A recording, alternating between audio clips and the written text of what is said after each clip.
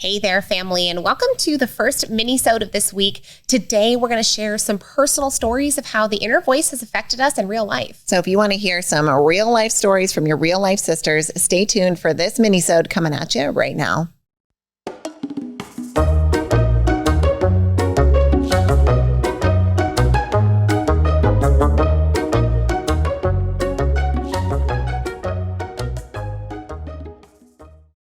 Do you want what you want sooner rather than later? Do you find yourself growing more effectively in environments where people are growing alongside you? Well, we have the conference for you. Do you love going to events as much as we do? Then you want to be in the room for the Further Faster conference happening October 29th and October 30th in Las Vegas, Nevada. Now, the Further Faster conference is headlined by our dear friend, mentor, and business partner, Joseph McClendon III. And trust us, you're going to want to be in the room. This is 2 days jam-packed of material that will help you grow personally and professionally. And if you're wondering how to make $1 million in 10 years, you have to be in the room to hear the strategy that Joseph is going to share. It is phenomenal. Go to neuroencoding.com/FFC to learn more about the Further Faster conference coming at the end of October. We hope to see you in Vegas. And now back to the show.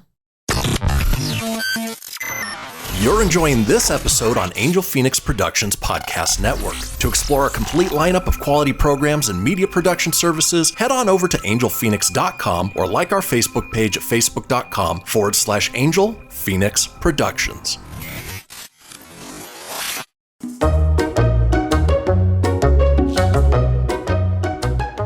All right, so let's jump right into it. We've got a couple of examples here of times where our inner voice hasn't served us so well. Hopefully to help illuminate for you, maybe some times where your inner voice has stolen your joy. Right. This week, we're really unpacking and dissecting this whole idea of that inner narration, the inner voice that all of us, or at least most of us, experience on a pretty much continuous basis. And if you've noticed that that voice isn't always constructive, then you're not alone. We've noticed that too. And we want to share a couple of stories with you right now about how we've noticed this and then tried to address it. Now, when I was on honeymoon, we had a beautiful opportunity to head to Cancun.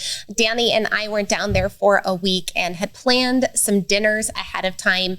Now, of course, like any bride, I definitely got body ready for the wedding, probably dropped about 15 pounds right before the wedding and was in some of that peak, I don't want to say physical condition because I've been at a better physical condition, but I was very skinny for the wedding, probably that lowest weight that I have seen in my adult life.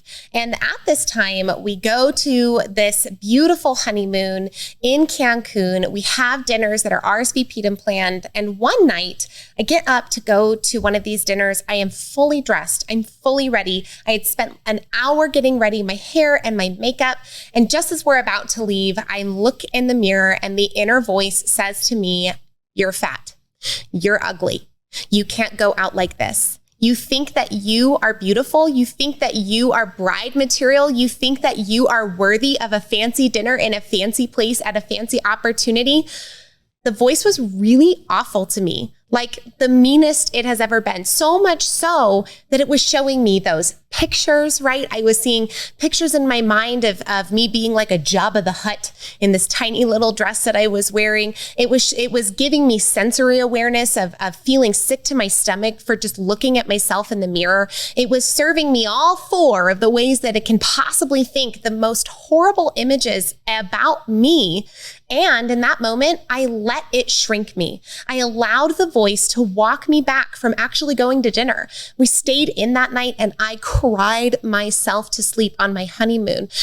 The inner voice that day stole about 12 hours of my available joy, but I let it because I didn't have consciousness that that voice wasn't me, that that voice was an iteration of my patterns that had been firing for my whole life and that I didn't have to listen to it and stay in bed. Right? Don't you wish you would have been equipped with that awareness of like, whoa, whoa, whoa. Like that is just... Is that true? Is that really true? And is this constructive for me? It is absolutely not. But boy, I think all all of us can probably relate to having some kind of situation like that. Now, Kay, your wedding was almost 10 years ago. Okay, you guys are coming up on your 7-year anniversary, which is so cool. But I have an example that's even from this year. I've gone through a fairly rocky emotional readjustment around some of my close high school friendships. And it came as a bit of a surprise to me. And this happened earlier in 2022. So, if you're listening to this now, I'm about 5 months post kind of the friendship breakup, if you will.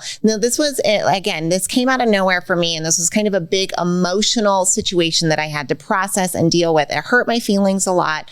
I had a lot of questions, a lot of kind of unresolved emotions around it. So, when you go through something like that, your voice has a lot to say. Mm-hmm. It wants to digest. It wants to dissect. It wants to question. It wants to steal all that joy. It wants to blame. It wants to poke at you. And the truth is, there's not much you can do to stop the voice. But once you become aware of that, every time I'm now feeling, and it's probably still right now a daily basis, that pull of the narration of the voice wanting to dissect and digest and talk about this situation, even though I've decided consciously what my reaction is to it, I'm now able to shift into a different gear, which if you tune into tomorrow's minisode, you're going to hear us talk about the strategy that I'm employing for this as it's happening to me in real time, because that auto rumination, that ruminating that your voice does, it's going to happen because you've experienced this big emotional whatever,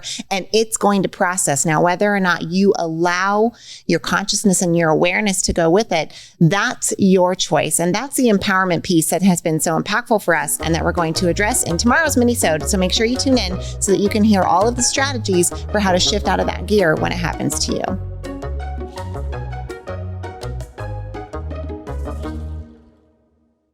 This podcast was a production of Angel Phoenix Productions. Explore more episodes of this show or other great shows on the Angel Phoenix Podcast Network by visiting angelphoenix.com.